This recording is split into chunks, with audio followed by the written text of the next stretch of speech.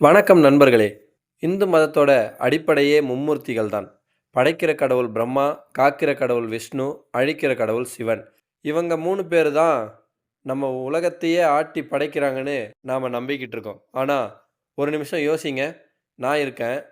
அதனால தான் என்னோட பையன படைச்சேன்னு ஒரு அப்பாவால சொல்ல முடியும். ஆனா, அந்த அப்பாவையே படைச்சது யாரு? பிரம்மா, விஷ்ணு, சிவன் இந்த 3 பேரையும் படைச்சது யாரு? இவங்க 3 பேரும் கைக்குழந்தையா, ஒண்ணுமே புரியாம தவிச்சு நின்ன ஒரு காலம் இருந்ததுன்னு சொன்னா, உங்களால நம்ப முடியுமா? புராணங்கள் மறைச்சு வச்ச அல்லது பலருக்கும் தெரியாத ரகசியத்த தான் இன்னைக்கு நம்ம உடைக்க போறோம். மும்மூர்த்திகளையே மிரண்டு பார்க்க வைத்த அந்த மூலப்பொருள் எது? வாங்க, காலத்தை பின்னோக்கி சுத்தி பல கோடி வருஷங்களுக்கு முன்னாடி என்ன நடந்துச்சுன்னு பார்க்கலாம். இது உலகம் தோன்றுவதற்கு முந்தைய காலகட்டம். அப்போ பூமி கிடையாது, சூரியன் கிடையாது, நட்சத்திரங்கள் கிடையாது, ஏன் நேரமும் காலமும் கூட கிடையாது. எங்க பார்த்தாலும் ஒரே இருட்டு. அந்த இருட்டுக்கு நடுவுல எங்கும் தண்ணீர் மட்டுமே நிரம்பி வழிஞ்சது. இதைத்தான் மகா பிரளயம்னு சொல்றாங்க. அந்த தண்ணீர்ல ஒரு ஆளிலை மிதந்து வந்தது. அந்த ஆளிலை மேல ஒரு குழந்தை படுத்துக்கிட்டு இருக்கு. அது வேற யாரும் இல்ல, மகாவிஷ்ணு. அவர் கண்ணை முழித்து பார்க்கிறார். நான் யார்? நான் ஏன் இங்கே இருக்கேன்?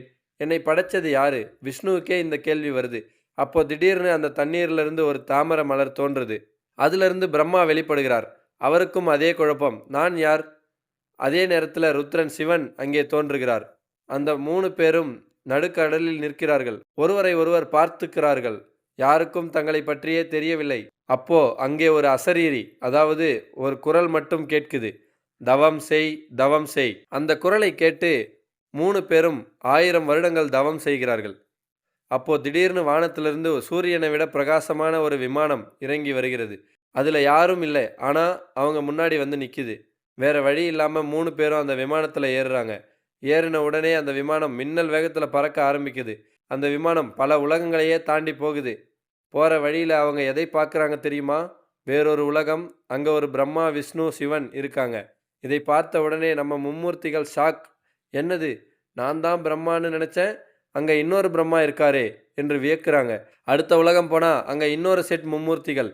இப்படி அடுக்கடுக்கா பல உலகங்கள், பல பிரம்மாக்கள், பல விஷ்ணுக்கள். இதையெல்லாம் பார்த்து, அப்போ நாம கடவுள் இல்லையா? நாமளும் ஒரு சாதாரண படைப்பா என்று அவங்க கர்வம் எல்லாம் கரைந்து போகுது. கடைசியா அந்த விமானம் ஒரு அற்புதமான இடத்தில் போய் நிற்கிறது. அதுக்கு பேரு மணித்வீபம். கற்பனை செஞ்சு பாருங்க. தரையெல்லாம் வைரம், தூண்கள் எல்லாம் வைடூரியம், காத்துல வாசனை பூக்கள். அந்த இடத்தோட அழகை வர்ணிக்க வார்த்தையே இல்லை. அந்த தீவின் நடுவுல ஒரு பிரம்மாண்டமான அரண்மனை. அந்த அரண்மனைக்குள்ளே 3 பேரும் பக்தியோட போறாங்க. அங்க நடுவுல சிந்தாமணி கிருகம்னு ஒரு சிம்மாசனம். அந்த சிம்மாசனத்துல கோடி சூரியன் உதிச்சது போன்ற பிரகாசத்தோட, ஆனா நிலவு போன்ற குளிர்ச்சியான முகத்தோட, கையில் பாசம், அங்குசம், கரும்பு வில், மலர் அம்பு ஏந்தி அன்னை புவனேஸ்வரி வீற்றிருக்காங்க. அவர்கள்தான் ஆதி பராசக்தி. அவங்களுக்கு இடது பக்கம் லக்ஷ்மி, வலது பக்கம் சரஸ்வதி. இதை பார்த்த உடனே மும்மூர்த்திகளுக்கு உடல் சிலிர்க்குது. அவர்களுக்குள் இருந்த அந்த நான் என்ற அகந்தை அழிந்து போகுது. அப்போ அந்த அன்னை சிரிக்கிறாங்க. அந்த சிரிப்புல தான் உலகமே தோன்றுது.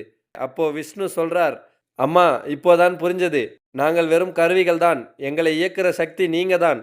நீங்க இல்லனா நாங்க ஜடப்பொருள்னு சொல்றார். தேவி பாகவதம் என்ன சொல்லுதுன்னா, அந்த நேரத்துல அன்னை ஆதி பராசக்தி தன் உடம்பிலிருந்து மகா சரஸ்வதியை உருவாக்கி பிரம்மா கிட்ட கொடுக்கறாங்க.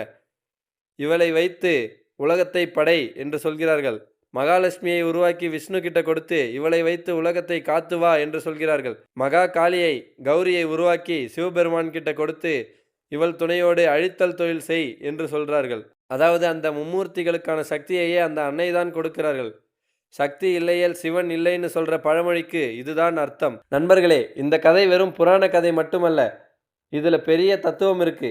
நாம எவ்வளவு பெரிய ஆளா வேணா இருக்கலாம், எவ்வளவு திறமை இருக்கலாம். ஆனா நமக்குள்ள உயிர்னு ஒண்ணு இயங்குது இல்லையா? அந்த உயிர் சக்தி, அதுதான் அந்த ஆதி பராசக்தி. அந்த தாய் தான் தன்னோட விளையாட்டுக்களுக்காக, லீலைகளுக்காக மும்மூர்த்திகளையும் படைத்து இந்த உலக நாடகத்தை நடத்தி கொண்டிருக்கிறார்கள். அப்படிப்பட்ட அந்த மூலப்பொருளை, அந்த ஆதி சக்தியை கெட்டியா பிடிச்சுக்கிட்டா வாழ்க்கையில நமக்கு எந்த கவலையும் இல்லை. இந்த 5 நிமிஷத்துல அந்த பிரம்மாண்ட வரலாற்றையே சுருக்கமா பார்த்தோம். சிவனை படைத்தவள் சக்திங்கிற விஷயம் உங்களுக்கு புதுசா இருந்ததா? இல்லை ஏற்கனவே தெரியுமா?